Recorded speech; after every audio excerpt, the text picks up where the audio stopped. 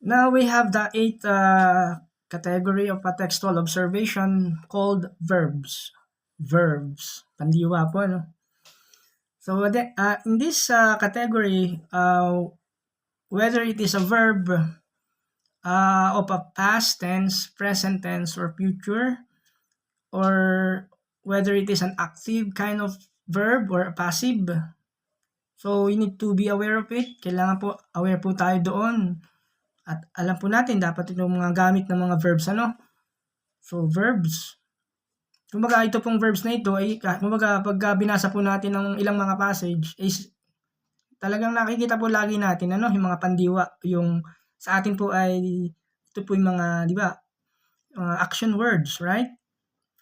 Mga salita na nagsasaad ng kilos o galaw. O ito po'y bahagi ng salita na kung saan nagsasabi po siya ng mga bagay na nangyari, pangyayari, maging nagdaan, kasalukuyan at panghinaharap. Tama po, pandiwa. So, kailangan tinitingnan po natin yung mga ganun, At kung ito man ay tapos na, ginagawa o gagawin pa lang. Okay. So, they are what we so-called action words or what we call verbs. Okay. So, sa mga ilang mga sentence po, yun nga po, as I said, na yung pong verb ay nag-a-appear po, makikita po natin doon. At kailangan makita natin at ano yung maaaring pinapahiwatig nito sa atin. For example, sa Ephesians chapter 4 verse 2 and 3. With all humility and gentleness, with patience, bearing with one another in love, eager to maintain the unity of the Spirit and the bonds of peace. Okay? Sabi niya, kayo'y maging mapagpakumbaba, mahinahon at matyaga.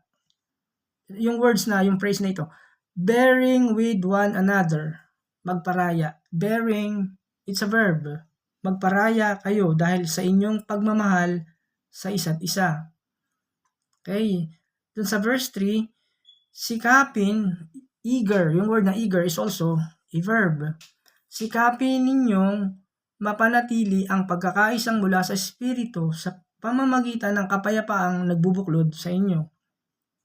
Okay, yung idea po ng salitang bearing with one another, the word bearing is a verb. That's a verbal idea. That the word eager, okay, is also a verbal idea. Yun po yung verb din, ito po yung mga salita na tinatawag na, yun nga po, mga pandiwa, idea na nagsasabi ng kilos o galaw, bearing, okay, with one another. Okay, then the idea of eager, to maintain, the word eager is also a verb. So, kumbaga, nais po natin na makita, sinisika po natin na alamin ano po ba yung verb na ito, ano po ba yung gamit nito, na kailangan aware po tayo dito pagdating po sa gamit po ng mga verb. Okay, sa Colossians 3:1 sabi, if you have been raised with Christ, okay, that idea raise, the word yung pong salitang raise is also a verb, Then seek the things that are above. Then you have been raised. Yamang binuhay. Nakita niyo po yung raise, yung naka-past tense po yun, tama po ba? Yamang binuhay, kayong muli na kasama ni Kristo. Ano po yung nais niya? Ituon, okay? Ituon, seek the things. Ituon ninyo ang inyong pag-iisip sa mga bagay na nasa langit. Seek the things that are above, na kinaroroonan ni Kristo, na nakaupo sa kanan ng Diyos. Alright, the idea of the word, yung seek, ang salita po sa atin yun ay ituon, hanapin. Ituon, hanapin is a verb. Anong gagawin? Ituon, hanapin, or seek. So that's the idea, that's the verb. And then where Christ is seated, nakaupo po ang Diyos, doon nakaupo si Kristo sa kanan ng Diyos. Okay? So, what we're thinking is yun nga po yung verb or yung action words na meron po doon. Ano yung nangyayari doon sa literal passage na binabanggit po ng through the verbs sa pagitan po ng action words mismo na isinulat. Ano po? Again, like yung idea po, yung word na seeking. Okay? Seeking is, yun nga po, is a present tense. Being raised, yun nga po, raised, binuhay, is a past tense. But then, kumbaga, iniisip po natin dito, ano yung idea na sineset natin sa mind natin na kung saan ginamit para, yun nga po, when it comes sa verb, anong klase, anong uri ng verb ang ginamit. Ito ba ay tapos na verb? I mean, past tense kind of verb, pang nagdaan, present tense, pang kasalukuyan. O ito ba yung in the future tense, o yung gagawin pa lang, o yung future tense of verb? O ito ba yung active or passive kind of verb, yung active verb, ito po yung active word na basically nagpapakita po siya ng action dun sa sentence, yung pong active na verb. Yung action verb naman, okay, is a verb that expresses something that a person or even animal or even object or process in nature, even the storm, can do rather than expressing a state of being.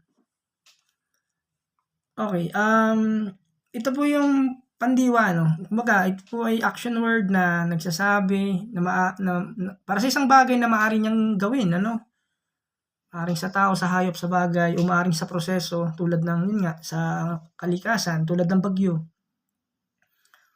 Okay, yung passive form naman ng verb, passive is a kind of verb na kung saan ginagamit sa isang grammatical bilang grammatical subject, yun nga, bilang, kunwari, yung tao o yung bagay na nakaka-experience naman ng epekto ng isang action. Yun po yung tinatawag na passive form of verb. Kumbaga, for example, pagdating ko sa passive sentence, he was hit by the ball. Yung word na was hit is in the passive voice. Okay? Okay, so, alright. Minsan may mga makikita po tayo na tinatawag na indicative, tandaan niyo po yun, an imperative mood of a verb. Pag sinabi po natin indicative kind of verb, indicative verb mood, ito po yung words o verb na nagsasabi po ng isang report o ng statement or ng facts. Pag naman tinawag po natin na imperative verb mood, it indicates what? Yung necessity or obligation or mandate or demand or urgency. Nag-uutos po yun, Okay? May pinapagawa po sa atin, may mandate, may demand, yung mga imperative kind of verb. Okay, pero yung indicative, merong pong truth or yung statement or fact na nais po niyang ipahayon sa atin. Kaya again, we have to be aware of those things. Kung paano po ginagamit si verb o yung action word doon sa sentence. Again, doon sa example po natin kanina, seeking, yung verb na ito, ibig sabihin, hanapin, ituon, seek. So, it means what? Yung idea po noon is there is a what? Yung command. Nagbibigay po siya ng utos o ng command sa atin. Seeking, ituon, hanapin. Seek to do something. Okay? Seek, hanapin. Ang alin? Ano pong binanggit po doon? The things that are above. Yun po yung kailangan daw po nating hanapin. Ano po? So meaning there is what? Doon sa verb seek, there is a command for us. So kaya pagka tinignan natin po yung mga words like yung verb, ay talagang malalaman po natin, ito ba'y utos? May inuutos ba sa atin? O meron ba siyang ipinapagawa o sinasabi sa atin?